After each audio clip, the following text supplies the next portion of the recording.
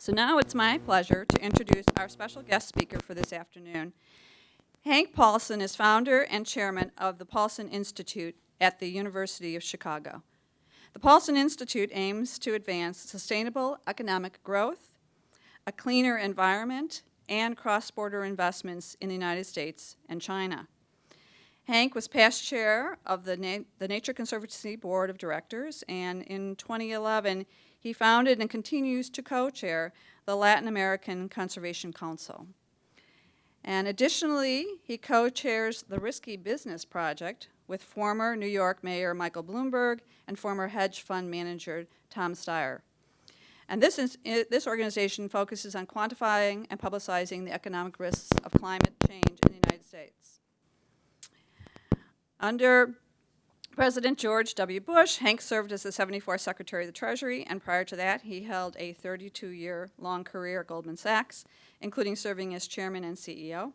His new book, Dealing with China, details his career working with various top political and business leaders in China and witnessing the evolution of the country's economic policy, which would make for a very timely discussion today.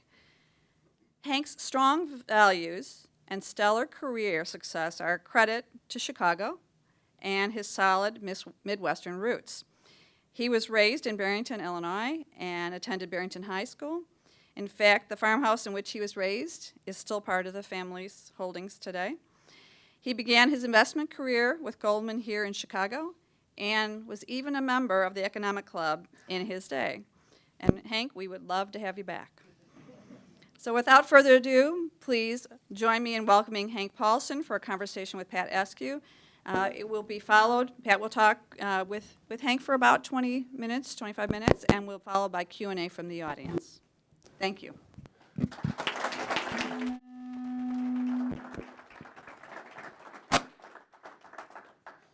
Okay. Thanks to all of you for joining, and especially Secretary Paulson. Welcome to IBM and welcome to the Economic Club. Okay, well, can you hear me okay? Mm-hmm. Good, so my microphone's on. So Donna, thank you. Pat, thank you, and I'm delighted to be here. So, as Donna mentioned, we'll have time for you and I to talk about several topics, and then we will open it up. I thought, in particular, we'd cover three main areas: China, and your involvement with China. Secondly, your involvement with environmental causes and conservation, which is a key part of your current work with the Paulson Institute. And then, because of the nature of our audience here, some career and leadership advice would be great to talk about. So let's start with China, if we can. You were among the hosts this week for President Xi while he visited the country and helped to lead the exchange with the CEOs, among others, in Seattle, including ours from IBM. What were the highlights from your point of view from the dialogue there and just the course of the week with President Xi? Okay, Pat, thank you. So I'll begin just an overview. I believe, and the reason I'm spending so much of my time in China, and that's what the Paulson Institute is focused on, is I believe that the U.S.-China, can you all hear me okay in the back? That bilateral relationship is our most important relationship. And I think it's going to be under continuing stress because you can't find very many examples in history where you have an established power and a rising power where they don't come to conflict. And don't think that's at all inevitable. I don't think it's even likely, but I think it's a relationship that's going to be under stress, and it's unthinkable we come to conflict. And as I look at the major issues we have in the world today, whether it's sustaining global economic growth, whether it's dealing with the climate change or any of the environmental issues or terrorism or whatever, they're much easier likely to solve or to mitigate if we're working with China, much more difficult if we're at cross purposes. The other thing I would say is the core of that relationship is the economic relationship and those linkages, trade and cross investment. And business has been the ballast in that. Then the last thing I would say, just as background before getting to your question, is that the economic model in China, they haven't invented a better form of capitalism. They've done some terrific things, but this is a model that has a lot of problems, and it's run out of steam. And so they need to very much rebalance that and reboot a $10 trillion economy, which is not easy to do, so that there's more emphasis on domestic consumption, on the services industry, which you would appreciate, which is very true, and on higher value-added manufacturing. And so this is a country where there's huge change going on right now throughout the country. So Xi Jinping is a very strong leader. He's consolidated a lot of power quickly, and he's changing everything all at once: social, economic, and government policy, all at once. And so you're looking at big changes. Not just they need a new urbanization model. The next 300 million people going to the cities is hugely important, and the current one is broken. They need a new economic model. They're changing, they're upgrading or professionalizing their legal system, big changes in their legal system. They need government institutions that are modern and can govern a country like this. They're changing the relationship between the provinces and the center. They are doing this all through the party, and the party's rife with corruption, so they got this big anti-corruption campaign. So all of this is going on. Meanwhile, as they're modernizing, business has always been the strongest advocate for U.S.-China. It's been a really strong voice for U.S.-China. And U.S. companies, although China continues to be a big part of what they do, very, very important to them, they're having more problems in China because there's a lot of change going on, and there are these various regulations, anti-monopoly law, national security law, buy local regulations, all sorts of things, which look to many U.S. companies like the reform isn't about opening up, it's about advantaging domestic competitors. And so U.S. business has been less vocal, still very strong proponents, but more concerned. Plus, they see the slowdown in China's economy, because China's economy is going to slow down even under the best reasonable case as it matures. And at the same time, they need to reboot the economy, which means opening up sectors that have been closed to the private sector, and putting state-owned enterprises on a level playing field, and so that there'll be more competition to create the jobs they need. So they need to reboot that, deal with a slowing economy, and restructuring all this debt, which has been growing very quickly. So there was a lot going on, and I will be much briefer to all your other questions, all the brevities, but I do think you need to understand that before you understand what was going on with this dialogue. So the Paulson Institute hosted jointly with a not-for-profit in China a dialogue where we had 15 U.S. CEOs, 15 Chinese CEOs, and we talked about the opportunities and the issues and had the dialogue.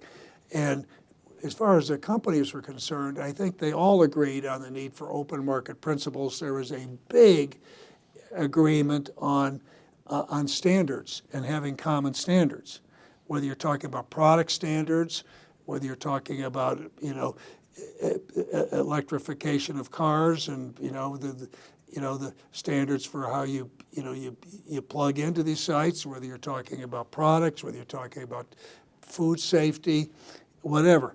So there was a discussion about that. There was a lot of discussion about the opportunities, and huge opportunities. 400 million Chinese now are tourists, travel around the world.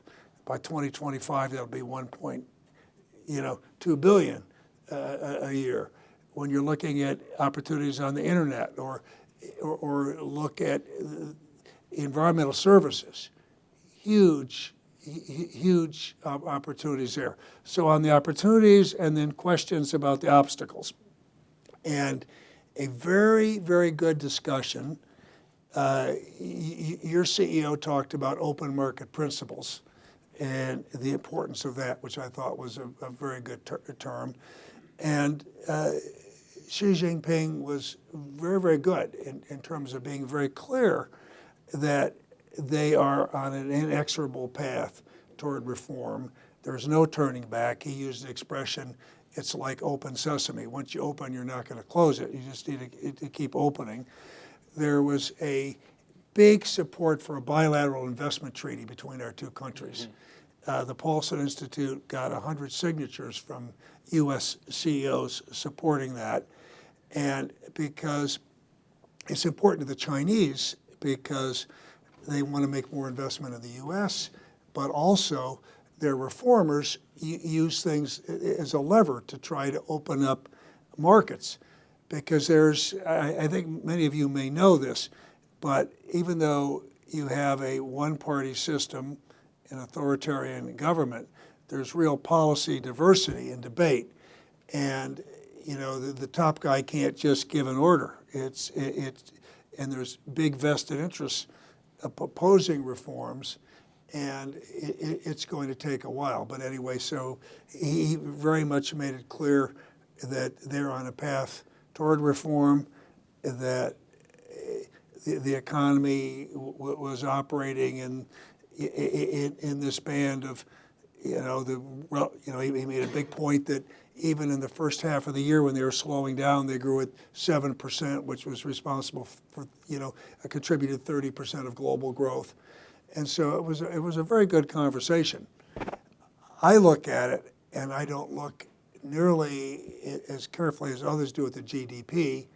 I look at the source of that growth, because I look at the volatility we're seeing in the financial markets, and people are asking, what about the immediate, cause for concern in China?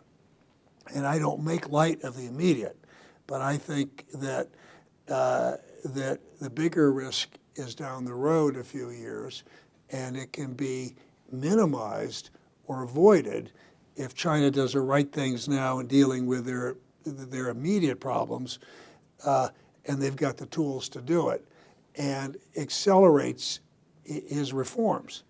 Because the biggest problem would be if they keep doing the things in the future that they've done in the past, which is over-reliance on government investment in infrastructure at the municipal level, and so the debt growing much faster than the economy. And in particular, you've said that it's not a matter of if, it's when they've got to deal with a credit crisis that's been building for years. It's been helping them feed the economy, but it will be a problem. Yeah, well, but I need to put that in perspective. That's right. So I wrote that, so people ask me all the time about financial crises anywhere. And I say, you're always going to have financial crises. As long as you have governments and as long as you have banks, there is going to be, the banks will get the blame. They deserve a lot of the blame, but the root cause are always flawed government policies. And they lead to excesses and bubbles, which manifest themselves. And so the key thing is not whether you're going to have those, but what do you do to minimize them and keep them from being so big or that they spill over and do real damage into the underlying economy. And so I think the key to China is to restructure their bad debts, develop a municipal finance system. Right now, if you're a mayor in China, you don't have budget responsibility or accountability. You don't have all the revenues you need. They need a new tax system. That's going to take a while and take reforms. So what you do if you're a mayor is you take someone's land, you sell it to a developer, and you have a lot of, it leads to excesses in the real estate market. A lot of the funding is short-term bank funding backed by real estate. It leads to a lot of social stress. So again, they understand this. I take comfort in the fact they understand it and they're working to deal with it. But as I have said, I think it's going to take years. There's going to be a tug of war between, state controls and markets. The president of China has said that markets, with regard to the economy, markets need to be decisive in allocating resources. That's what he's pushing toward. It's going to take a while to get there. I think you're going to expect mistakes to be made along the way. There's going to be volatility in the markets. This is a big part of the global economy. But we both got an interest in their success. And that was the other thing that came out of our dialogue. What we do in the United States is going to be key to their success and vice versa. Those that are rooting against Chinese economy better be careful what they're rooting for, because all of the issues we have are going to be much more significant if they're struggling and vice versa. Maybe one part in particular that you've been very focused on relative to China is the environmental policy. You talk about the bilateral relationships and the importance of that. These are the two largest carbon emitters in the world, and that was big news again last week that President Xi made around cap and trade, and he's been making on climate change in particular. With all the challenges that you just went through, and there are a lot of them, can he also do what he needs to do boldly to change their environmental policy while he keeps growth going? Well, Pat, you're right in that China is not only the largest emitter of carbon, it's by far it's the fastest growing, and we've got no choice of avoiding the very worst outcomes of climate change unless unless you see new clean technologies deployed in scale in the developing world. And unless China is leading the way, I think it's going to be very difficult with India or any other place. So that's why it comes back to what the U.S. and China are working together, and why that announcement that President Obama made with Xi in the fall of last year was so historically important. Now, the question is, how easy is it going to be to deal with this? And I need to start by saying, if you had asked me 3 or 4 years ago, when you saw what China was doing in terms of investing in renewables and closing down dirty plants, would the situation have gotten as much worse as it did? I wouldn't have expected it, but it was all blown away by breakneck growth. And what I can tell you is the Chinese are very serious about it. It's a big issue domestically in terms of the ambient air quality. I mean, this is a big source of social stress, and a lot of what you need to do with air quality is very consistent with the climate. They also understand the science and the importance of what they're doing. They care a lot about what the global community thinks of them. For them to say they're going to do the kinds of things they're doing is very significant. How they implement this is tricky, and I think that that they have got a big problem in the sense that their regulatory system, just in general, is underdeveloped, and so they don't have the training, or they don't have the institutions they need with the Environmental Protection Agency. It's going to take time. Their legal system, they're training judges to understand the environmental issues, but that's going to take time. So their first line of defense is performance evaluation of mayors and governors. It used to be, if any of you have traveled around China, years ago, you'd sit down with a mayor or party secretary, and they'd reel off all their GDP statistics and job growth. And because if you were a mayor and you grew the economy, created jobs, avoided big scandals, social unrest, you were home free. You got promoted and you went on to the next thing. And now they know they're being held accountable, and so they're reeling off the air quality statistics and what they're doing there. So that's important. I know they're serious. One of the things the Paulson Institute is working on is we're working with the Chinese government, and one of the announcements they made was putting together a facility with U.S. companies and Chinese companies to fund U.S. technology going into to green buildings. Half of all buildings going up in the world are going up in China, and 40% of carbon emissions come from those buildings. And so the low-hanging, if you want to be positive, you look at the low-hanging fruit, okay, which is energy efficiency. And what you can do in just making a difference using having buildings that are energy efficient or industrial processes that are energy efficient. The more challenging things is the mix of fuel. Almost 70%, it used to be 70%, it's a little bit less today, is coal. 21% is oil, 5% is natural gas. So there's not a lot in terms of renewables. And that the cap and trade trading system, I think that's a better way, putting a price on carbon. But Europe hasn't got it right. Right. It's not going to be easy in China because you don't have the transparency, you don't have the numbers you need, and to make it work today, but they're working toward it. And I am very, very encouraged that they are working hard, but it's difficult. That's why I'm spending, the time we're spending with the Paulson Institute working on this. Maybe we'll switch to conservation. You're talking about this in the work that you've done with the Paulson Institute. In many ways, I guess you've been a conservationist since before you knew what that meant, growing up on a farm in Barrington and always being outdoors. I guess for the group in the audience who's getting involved in not-for-profit organizations of their own choosing, how have you chosen, the Nature Conservancy and the Peregrine Foundation? How have you made the choice of which causes to support? Well, let me step back to maybe make it more relevant for people here. Mm-hmm. At least I believe, and we can talk a little bit about work-life balance.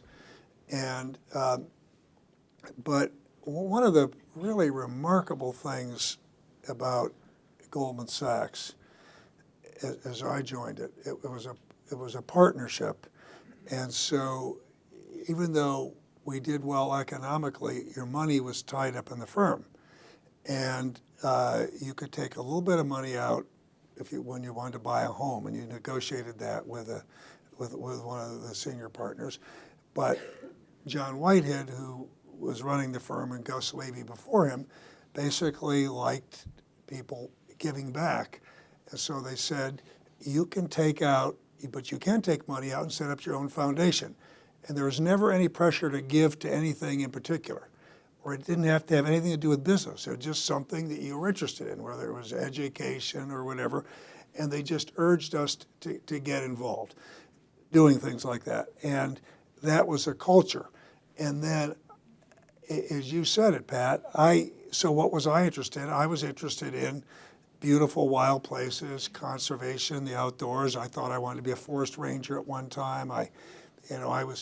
And then my wife, Wendy, got interested in conservation in terms of giving. And I tell the story, and it always gets a laugh, but it wasn't funny at the time. We graduated from business school. I had a bunch of debt. I was working in government, making $11,000 a year. She was a teacher. And literally she came home and said, good news, I just became a lifetime member of the Nature Conservancy. You could do it for $1,000 now before the price went up. And it wasn't April Fool's Day. It wasn't a joke, it was.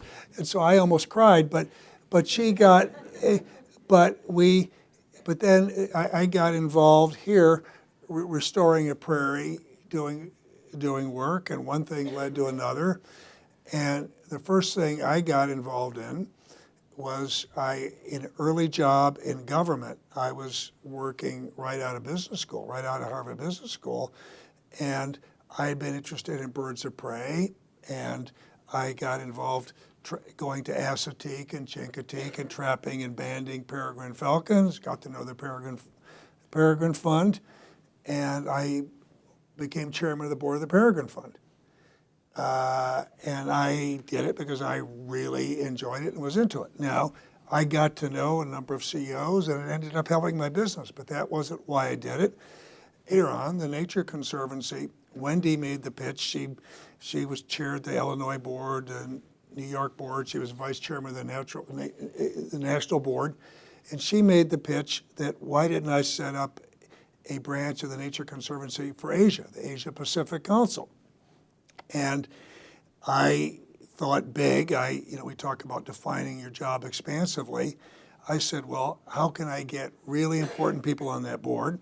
And Lee Kuan Yew was sort of the biggest name and the most admired Chinese in Asia. He was the founder of Singapore and senior minister. He'd never co-chaired anything with anyone, and I went and made the pitch that why didn't he co-chair this with me, and we cut a deal that he'd do it for 1 year. We'd have the first meeting in Singapore. So then I was able to get the who's who of CEOs and very senior members of the Chinese government. I was able to get Wang Qishan, who now runs the disciplinary committee, anti-corruption campaign in China. But when I became Treasury Secretary, he actually was my counterpart. He was a vice premier. But I got him in the early days to work on that, and we got involved with working on parks in Yunnan. And why did I do it? It was a beautiful area of China. You had the four great rivers, the Irrawaddy, Salween, Mekong, Yangtze within 50 miles of each other.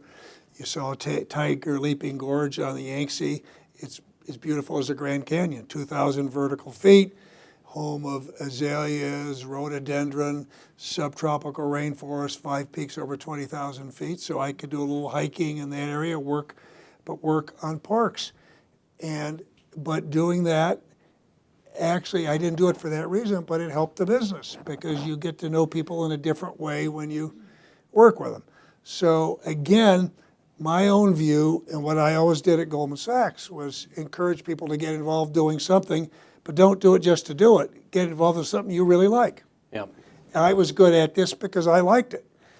Or helping set up the advisory board at Tsinghua Business School. If someone had asked me to get involved in Habitat for Humanity, that's a wonderful thing, but I can't pound a nail on the board. I mean, I would have less than no interest in that, you know. And you know, so everybody's got to figure out what they're interested in. So maybe I've got time for one or two more, and then we'll open it up. Lots of moms and dads in the room, as you were and are, and used to get trained just down the street to get home to Barrington in time to be home. Just your advice on finding balance. We talked about not-for-profit, but... Well, I'll be careful how I'll say this, because I gave a speech once at Kellogg School, very good business school here in time, and I gave a commencement address. And I talked about work-life balance, and the mothers in the audience loved it. They had tears in their eyes, and all the women, everybody loved it. And then I had another investment banker say, Paulson, you hypocrite. You give this speech, and then you're working these kids 90 and 100 hours a week at Goldman Sachs. And I said, but you missed the whole point. My point was simply this that I said to people. I started off by saying something that I know is true. I work with all kinds of CEOs, all kinds of successful people that weren't as successful as they wanted to be professionally, some that were very much so. But I literally didn't know a single person that said, boy, I achieved everything I wanted to achieve professionally, and I screwed up my family life and my life away from work, and I'm happy. And I also knew some very successful people that had terrible personal lives, and they weren't happy. And so the first thing is work-life balance is very, very important. The second thing is it's not up to your company to decide that. It really isn't. It's you. And you need to. If you're willing to work 50 hours a week and you decide to work 55, what boss is going to tell you don't work 55? Or if you're willing to work 60, which boss is going to say, please don't work that 60 hours and do it? You know, that's not the way companies are built. But so many people who spent so much time on their career, over-planning their career, didn't spend the time on their personal life. And I told a story, which is a very real story. And I remembered, I used to work not far from here in the Sears Tower. We lived in Barrington. I went right to work at Goldman Sachs, and I just threw myself into it. And when we had Wendy was at home with a 3-year-old and a 1-year-old. And I would come home and, come home late, get on the phone, start working. And she said to me, listen, you need to come home and help with the kids. And if you don't, you're going to come home someday and I'm going to be gone and they're still going to be here. And so we worked out. I had a boss who thought I had great potential, and he basically said, you do what you need to do. So I used to look at my watch, and at 4:30 from the 60th floor of the Sears Tower, I'd race down, run across, get on the 4:42 train, get home, at 5:25, and I would give those kids a bath and read them a good night story. But I could go through that book so quickly. And if anybody's heard me give a speech or read, it's in a monotone. So I could be going in the great green room with a red balloon, good night moon, and just going through it like that. But here's the thing. So she came in and she said, no, Hank, slow down, read with expression. And as soon as I did it, both kids started to cry and say, no, read like a daddy, not like a mommy. I'd already trained them. But but then what I would do is I would get on the phone, put them to bed, get on the phone. Or in the morning I'd be there with them and I'd be calling my client at Caterpillar Tractor at 7 o'clock in the morning when they got in and they said, oh, it's so great to have an investment banker in the office ready to go. You realize you could do a lot that wasn't from the office. But everybody has got to figure that out. And the key, though, is doing something you do well. So if you're doing something you don't do well, and the only way you can get ahead is by being a drone and working more hours than someone else, you're ultimately you're not going to succeed anyway. Mm. Okay, we'll open it up. I think there are some mics, and while we're looking for hands, I understand you went to a Cubs game, Rebecca. So is this the year? Can the Cubs pull this off? Well, listen, I'm a realist. I'm very excited. So I followed it for a long team, but it usually takes at least 3 good starters, and the Cubs have got 1, probably 2. And the question has been about the 3 starters, but I got sort of excited because the last 2 games, Hendricks and Heron have come on strong. Yep. So hope springs eternal. You never know what's going to happen. I think the more interesting thing is how baseball's got so screwed up. It used to be you played the World Series in September. Yeah. If we ever got there, it's got pushed back so late, it'd be November. You can't play baseball in Chicago in November. I wonder, I don't quite understand that. But I would sure like to see the Cubs try, All right, we probably have time for 2 or 3. I don't know if we got any volunteers there. Here's one. Yeah. Yeah. In your opinion, the data that comes out of China, the data and statistics, how valid or how real do you think those numbers are, and how do you think it may or may not be manipulated? I mean, it's commonly questioned that the Beijing fabricates these numbers. So 7% growth, is it 7? Is it 5? What's your opinion? I would just simply say this, that transparency is an issue with China. It's an issue everywhere. So you talk about, so I talk about transparency all the time and everything. But I don't focus on it that much because I have no doubt from talking to businesses that and there's enough good data that you can get that the growth is more or less in the range of what they announce. But what is more, as I said, I'm really focused on the source of that growth, and even today it's very, very uneven. So when I get companies together and talk about what's happening in their business and what they're seeing and get anecdotal evidence, you find companies in healthcare and consumer products and so on, very, very good growth, double-digit growth. You saw that Tim Cook of Apple made an announcement a number of weeks ago that said basically, how strong their growth was, that they wouldn't have, if they hadn't been reading about it, they wouldn't have known the economy was slowing down. Others, if in some of the heavier manufacturing or in energy and other areas, it's slowed way down. You see that in some of the areas like Hangzhou, where it's largely, in the coastal areas where it's largely private sector, very good growth. When you look in the Northwest or away from the coast, you see some areas where it's really slowed down, and different sectors where it's really slowed down. So I look at it and say,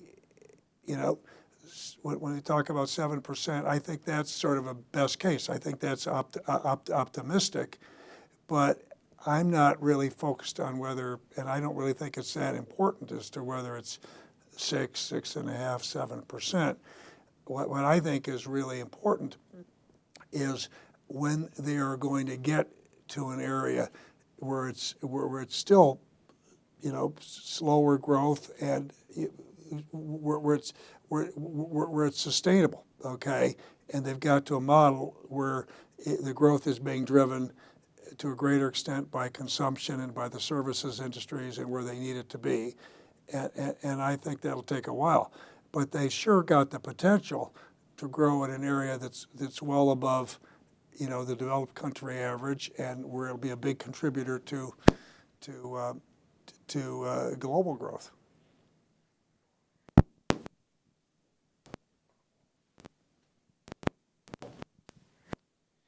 So I've been through a few crises in business before, and every time that I've gone through them, I've learned something, how to manage better in the crisis and how to lead people effectively. The position that you were in and that you were able to set the direction of the country is etched in my mind to be truly impressive. I would love to see if you have a few tips or thoughts after you walked out of the financial crisis that you could share with us as leaders. Sure. I would say first thing I'm going to say to you is, so I went through it, but we all, if you were in business, we all went through it together. So you lived through that. The other thing I'll say to you is I'd gone through a number of crises, which at Goldman Sachs and other places, which seem a lot smaller than what I was going through at Treasury. But the definition of a crisis is a crisis is a crisis. And so it wasn't as different as you may think. I mean, when you're boiling in oil, it doesn't make much difference if it's 150, 160, 180, 190, 200. You don't say, boy, this is, a crisis is a crisis. But so here's what I would say about it, that were the lessons. The first thing, you're always, and you know this just in business, just generally in decision making, right? Whenever you never have all the information you want before you make a decision, just in general, as a business person, when you have 100% of the information, you're looking in the rearview mirror and it's too late, okay? So with a crisis that is accentuated, because you're trading off, particularly when you get into a big, messy, ugly situation where you don't have all the information you like, you're trading off making a decision without all the information, which is imperfect, against doing nothing at all, which could be worse. And so you can't be afraid to make a decision. You've got to make a decision. And then if the information changes or you learn something different, you've got to be prepared to reverse it. And in some ways, it's almost easier in a crisis because when you're going through it, it's easier to make decisions in one sense because if people around you are afraid, or if they don't have a better idea, and when you say I want to do X, and people may say, well, it's got all these problems, and you'll say, well, if you have a better idea, it's easier to get a consensus. And so as I look at this, we talk about leadership, and I've just got a view about leaders just in general, having worked with a lot of leaders, that they come in all kinds of shapes and sizes, different skill sets, whatever. But one thing every good leader has in common, they know what their strengths and weaknesses are, and they surround themselves with the right people and the right people in the right seats, because they get people to protect them. They play to their strengths, and if they don't get someone to protect them from their weaknesses, then they blow up. So, as I said, and the weaknesses are flip sides of a strength. Hank is decisive, Hank isn't thoughtful enough. Hank is candid, Hank is indiscreet, or whatever. So you have to have people around you. Now, one of my strengths, people will say to me, well, it's really great you had all this experience in the financial services industry before the crisis. Frankly, the biggest characteristic I had going for me, I tended to be decisive by nature. So I've never been afraid to make decisions. I've actually had people around me to say, do we really need to make this decision yet? Let's be careful. Let's get all the information. And so when I look back on the crisis and people say, what are the biggest mistakes you've made? And I have plenty of things I could point to. But frankly, they weren't huge mistakes, because the big mistakes I made, I corrected right there. And I wasn't afraid to do that. When I went to Congress and said we wanted, on Fannie or Freddie, we needed unlimited, I didn't say unlimited, you couldn't have got that, but unspecified authority. It's because I used the example that said, if I have a squirt gun in my pocket and people think it's a squirt gun, I'll have to take it out. But if they think it's a bazooka, I might not have to take it out. Well, when we got more information and when we learned how serious the problem was, I actually had to take the bazooka out. But I wasn't afraid to reverse myself or take the bazooka out. Or the same with capital in the banks. I thought we could, with TARP, buy illiquid assets. But in the 2 weeks I was up at Congress and we looked at banks going down all over Europe and they had to be nationalized and the situation worsened, we came up with an idea we'd never thought of before, which is, rather than nationalizing the banks, doing something that had never been done before, which is putting capital in 700 of them and recapitalizing our banking system. So when I went to George Bush and said, guess what, sir? The illiquid assets buying illiquid assets, the problem is bigger, this isn't powerful enough, we're going to have to put capital in the banks. He said to me, do what you need to do to solve the economy, but you did tell the whole world you weren't.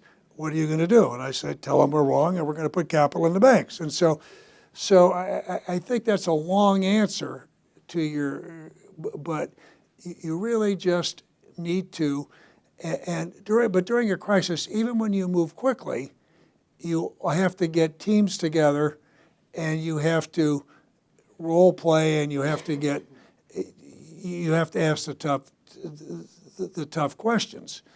And you always have to take the time to have someone be the devil's advocate. And I did that all of the time. So for instance, when we asked the FDIC to guarantee the unsecured liabilities of the banking system of the holding companies, that was a huge decision, and it could be distortional. So then what would happen to financial institutions that weren't banks that didn't have the guarantee? And so there we called the CEO of GE, because they were a huge financial institution, and said, we're thinking of doing this. What is this going to do to GE? And he said, well, it might not be great, but it should be better than having the system go down. I'd sure rather have you save the banking system. And so those are the kinds of, but you have to truncate your decision-making process, make decisions with the best information you have. But the most important thing is, if they're wrong or you learn more, not be prepared, be prepared to reverse them.